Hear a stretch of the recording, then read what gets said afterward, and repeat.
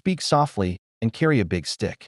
Most people hear that line and assume Roosevelt was threatening the world with force, as if he were saying, "Stay out of my way or else."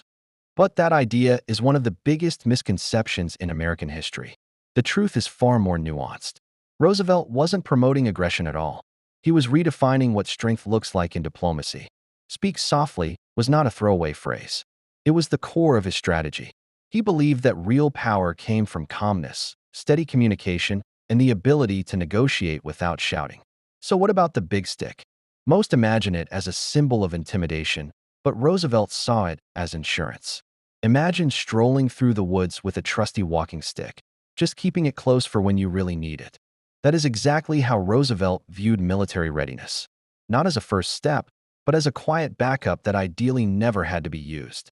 And in practice, that's exactly what he did. Roosevelt preferred peace over fighting, surprisingly. During his presidency, he mediated disputes, eased rising tensions between global powers, and even won the Nobel Peace Prize for helping end the Russo-Japanese War. His diplomacy worked not because he threatened others, but because he carried strength with restraint. So why do we still picture Roosevelt as a man swinging a giant stick? Because dramatic symbols are easy to remember. A fleet of battleships makes for a striking image.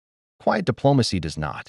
But Roosevelt always intended the big stick to represent silent confidence, not loud intimidation. The phrase wasn't about forcing others to listen. It was about being prepared, being steady, and letting calm diplomacy do the work.